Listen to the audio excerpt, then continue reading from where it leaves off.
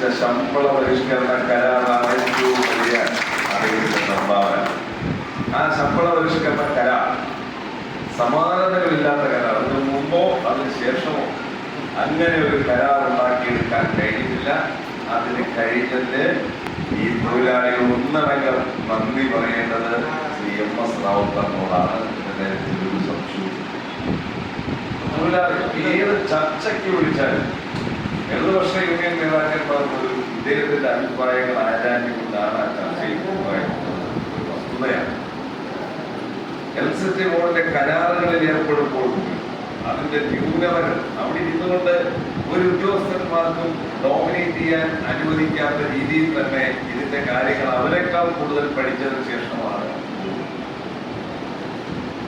അങ്ങനെ താൻ പ്രതികരിക്കുന്ന യൂണിയന് മാത്രമല്ല ബോർഡിന് വലിയ സാമ്പത്തിക നഷ്ടമുണ്ടാക്കുന്ന പല നടപടികളെയും എതിർത്തുകൊണ്ട് അദ്ദേഹം ബോർഡിനെയും സംരക്ഷിച്ചു, തൊഴിലാളികളെയും സംരക്ഷിച്ച റാവുത്തറിന്റെ ഒരു കാലം ഈ KSRT നമ്മുടെ ഈ ഇലക്ട്രിസിറ്റി ബോർഡ് ഉണ്ടായിരുന്നു എന്നുള്ളത് എടുത്തു പറയാൻ ആഗ്രഹിക്കുന്നു.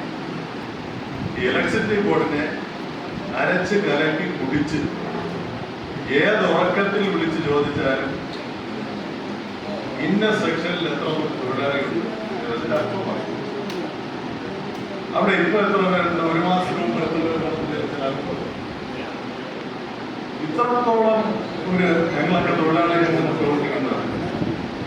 താൻ പ്രവർത്തിക്കുന്ന ഒരു മേഖലയോടും മേഖലയിലെ തൊഴിലാളികളോടും ഇത്രത്തോളം ഒരു ആത്മാർത്ഥത എങ്ങനെ അദ്ദേഹത്തിന് വന്നു എന്ന് നമ്മളൊക്കെ പലപ്പോഴും ആലോചിക്കണം. ഞാൻ സൂചിപ്പിക്കുന്നത് തന്റെ ഒരു ജീവിതം മുഴുവൻ ഇലക്ട്രിസിറ്റി ബോർഡിലെ ജീവനക്കാരുടെ ക്ഷേമ ഐശ്വര്യങ്ങൾക്ക് വേണ്ടി ചെലവഴിച്ച് ഒരു തൊഴിലാളി പ്രവർത്തകനായിരുന്നു ശ്രീ MS റാവുത്തറും ഞാനുമായിട്ട് ഒരു 35 വർഷത്തിൽ കൂടുതൽ പരിചയമുണ്ട്. അദ്ദേഹത്തിൻ്റെ ഓർമ്മയുടെ പടകുടീരം എന്ന് പറയാവുന്ന സ്മരണ മന്ദിരത്തിൽ ഞാനും എൻ്റെ മുമ്പിൽ നിൽക്കുന്ന സുധാകരനും ഇവിടെയൊക്കെ യോഗം നടത്താം. എല്ലായ്പ്പോഴും ഓർമ്മയിൽ തന്നെ നിൽക്കുന്നത് വലിയ മനുഷ്യൻ്റെ നിലപാടുകൾ ഞങ്ങൾ സഹോദര ഉന്നയിച്ചിരുന്നപ്പോൾ ഒരു അപ്പുറം എന്തൊക്കെയുണ്ടോ അതൊക്കെ ആയിരുന്നു. വാശി വന്നാലും ദേഷ്യം വന്നാലും ഒക്കെ നിങ്ങൾക്ക് സംസാരിച്ചാൽ മതി.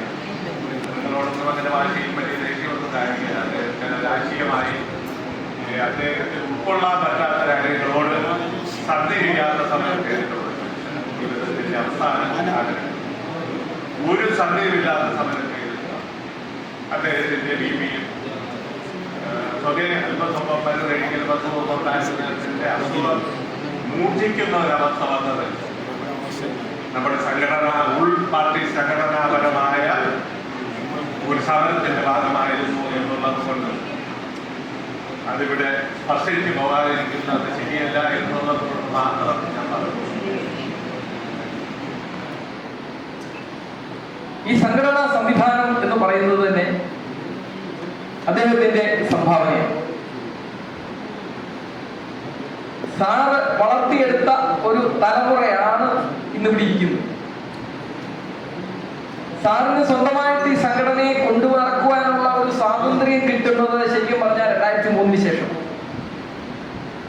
അപ്പൊ അതിനോട് മുമ്പുള്ള കാലഘട്ടത്തിലൊക്കെ നാസർജിക്കൊക്കെ അറിയാം, ഭരണം പോയി കഴിഞ്ഞാൽ പിന്നെ തിരുവനന്തപുരത്ത് യൂണിയൻ ഓഫീസിൽ നിങ്ങൾ ഇടയ്ക്കിടയ്ക്ക് വരും, ഞാൻ വരും, നമ്മൾ വരുന്ന ആൾക്കാരും ചുരുക്കം ചിലരും മാത്രം കാണുന്ന ഒരു സാഹചര്യം ഉണ്ടായിരുന്നു INUC-ക്കെങ്കിൽ സാറിന്റെ കാലഘട്ടത്തിലൂടെ സാറ് വളർത്തിയെടുത്ത ആ തലമുറയാണ് ഇന്നിപ്പോൾ ഈ പ്രതിപക്ഷത്തെ 9ാം വർഷവും ഇരിക്കുന്ന ഈ സംഘടനയുടെ പ്രവർത്തകരും ഭാരവാഹികളുമായിട്ടുള്ള നിങ്ങൾ ഇന്നിപ്പോൾ ഇത്രയും പേര് വരുവാൻ സാധിച്ചെങ്കിൽ അത് MS റാവുത്തറുടെ ഒരു പ്രവർത്തന ശൈലി കൊണ്ട് മാത്രമാണ്.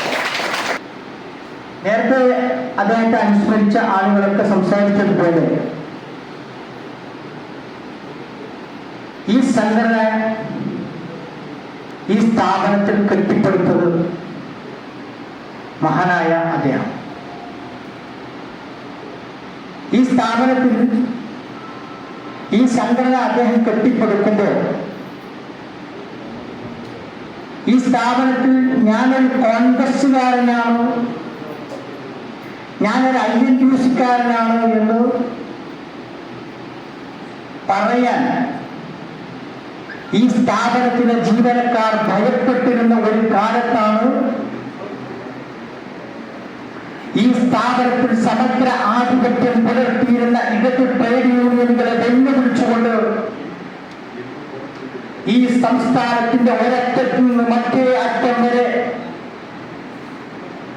ഓടി നടന്ന് കോൺഗ്രസ് അനുഭാവികളായ വൈദ്യുതി ജീവനക്കാരെ സംഘടിപ്പിച്ചുകൊണ്ട് ഈ സംഘടനയ്ക്ക് അദ്ദേഹം രൂപം കൊടുത്തത് ശൂന്യതയിൽ നിന്നാണ്, പൂച്ചത്തിൽ നിന്നാണ് ഈ സംഘടനയെ അദ്ദേഹം കെട്ടിപ്പടുക്കുന്നത്. ഏത് കൂടെ നിൽക്കുന്നവരെയും നമ്മുടെ സംഘടനാ പ്രവർത്തനത്തിലേക്ക് മുന്നോട്ട് നയിക്കുന്നതിന് അല്ലെങ്കിൽ മുന്നോട്ട് നമുക്കൊരു പ്രയാണത്തിലേക്ക് നമ്മൾ കൈപിടിച്ചു നിർത്താൻ അവർ ഉയർന്നു വരണ്ട എന്നുള്ള ചിന്താഗതി ഒന്നും ഇല്ലാത്ത ഒരാളെന്ന നിലയിൽ അദ്ദേഹത്തിന് എനിക്ക് സ്വന്തമായി ഉണ്ടായിട്ട് അനുഭവങ്ങൾ നിങ്ങളോട് ഞാൻ പങ്കുവച്ചത് അതുകൊണ്ടാണ്. അദ്ദേഹത്തിനെ എത്ര അനുസ്മരിച്ചാലും ഒരു സംഘടന, ഞാൻ വേറൊരു കാര്യം കൂടി ആലോചിക്കുകയായിരുന്നു. ഇന്നത്തെ ഇലക്ട്രിസിറ്റി ബോർഡിലെ സംഘടനകളുടെ കാര്യം MS റാവു സാറിന് ഇന്നത്തെ പോലെ ഒരു അവസ്ഥ ഉണ്ടായിരുന്നെങ്കിൽ പിന്നെ ഇലക്ട്രിസിറ്റി ബോർഡിലെ 1ാം നമ്പർ സംഘടനയായിരുന്നു INTUC. സാറിന്റെ അവസാന നിമിഷം ഞാനും കൂടി ഉണ്ടായിരുന്നല്ലോ എന്നുള്ളതും ആ റെയിൽവേ സ്റ്റേഷനിൽ സാറ് വന്നിറങ്ങി സാറ് ഞങ്ങൾക്ക് തന്ന ഏറ്റവും വലിയ കെയർ. കാര്യം സാറ് വയ്യാതിരിക്കുക, സാറ് സാറിനെ വിളിച്ച് സാറിനൊരു വയ്യാതിരിക്കുക പറയുമ്പോഴും സാറ് ഞങ്ങളുടെ സേഫ്റ്റിയാണ്. കാര്യം പിറ്റേന്ന് ഞങ്ങൾക്ക് കോഴിക്കോട് പോകണം. അതിനു മുമ്പ് ഞങ്ങളെ എങ്ങനെയും എറണാകുളത്ത് നിന്ന് കൊല്ലത്ത് വന്ന് നേരത്തെ തന്നെ നമ്മളെ കൊല്ലത്ത് എത്തിക്കാൻ വേണ്ടിയിട്ട് സാറ് ട്രെയിനിൽ ടിക്കറ്റ് ബുക്ക് ചെയ്യാൻ ഷാജിയോട് പറയുമായിരുന്നു. അങ്ങനെ അവസാന നിമിഷം സാറ് ശരിക്കും പറയണം സാറിനെ കുറിച്ച കാര്യം, ആ യാത്രയിൽ സാറ് ഞങ്ങൾക്ക് ഭക്ഷണവും രാവിലെ വാങ്ങിച്ചു തന്നു. സാറ് തന്നെയാണ് ട്രിവാൻഡ്രത്തുനിന്ന് ഭക്ഷണം വാങ്ങിച്ച് കൊല്ലത്തുനിന്ന് ഞാൻ കയറുന്ന എനിക്ക് സാർ എത്തിച്ചു തരുമായിരുന്നു. ഈ പ്രസ്ഥാനത്തെ നയിക്കുവാൻ ഇലക്ട്രിസിറ്റി ബോർഡിലെ INTUC പ്രസ്ഥാനത്തെ ചിട്ടയോടെ നയിച്ച ഒരു വലിയ മഹാനായിട്ടുള്ള നേതാവും, അതേപോലെ നേരത്തെ പറഞ്ഞതുപോലെ ഓർമ്മയുടെ കാര്യത്തിലായാലും കണക്കിന്റെ കാര്യത്തിലായാലും വളരെ കൃത്യനിഷ്ഠയോടെ കാര്യങ്ങൾ ചെയ്തു പോയ ആ മഹാനായ വ്യക്തിയുടെ ഈ ഓർമ്മ പുതുക്കൽ, അതായത് നമ്മൾ 12ാമത്തെ വർഷവും നമ്മൾ ഓർക്കുവാൻ ശ്രമിക്കുന്നു എങ്കിൽ ആ വ്യക്തിയുടെ പ്രാധാന്യത്തെ കുറിച്ച് എന്നെ പോലെയുള്ള തലമുറയ്ക്ക് തീർച്ചയായിട്ടും മനസ്സിലാക്കാൻ കഴിയും. കേരളത്തിൽ കോൺഗ്രസിന്റെ അധീനതയിൽ കോൺഗ്രസിന്റെ ഒരു ട്രേഡ് യൂണിയൻ എത്രമാത്രം ശക്തമായി പ്രവർത്തിച്ചിരുന്നു, ഇന്നും പ്രവർത്തിക്കുന്നു എന്നതിന് വ്യക്തമായ തെളിവാണ് കേരള ഇലക്ട്രിസിറ്റി എംപ്ലോയീസ് കോൺഫെഡറേഷൻ എന്ന സംഘടന.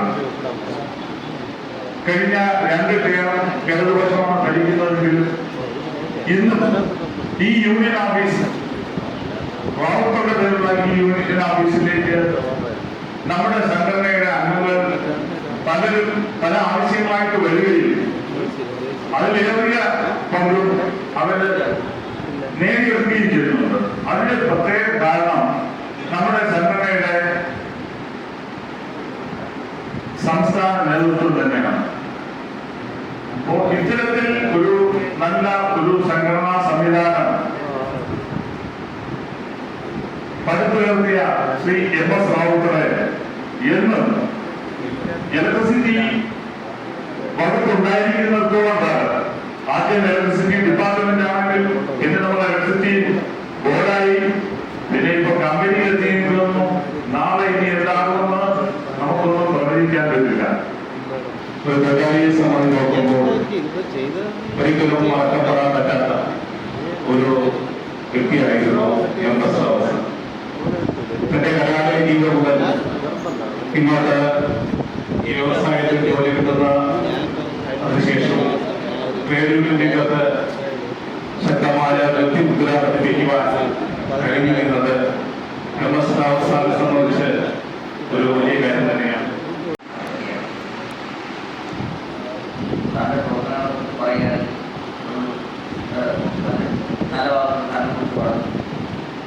ഞാൻ മീറ്ററായിട്ട് സർവീസിൽ കയറുന്നതിന് മുമ്പ് തന്നെ സാറിനെ പരിചയപ്പെട്ടിട്ടുള്ളതാണ്. ഒരു പ്രവർത്തകൻ, ഒരു കോൺഗ്രസ്സുകാരൻ, ഒരു ട്രിബ്യൂണൽ പ്രവർത്തകൻ എങ്ങനെ ആയിരിക്കണം എന്നുള്ളത് സാറിന് കണ്ടുപിടിക്കേണ്ട ഒരു പ്രത്യേകമായി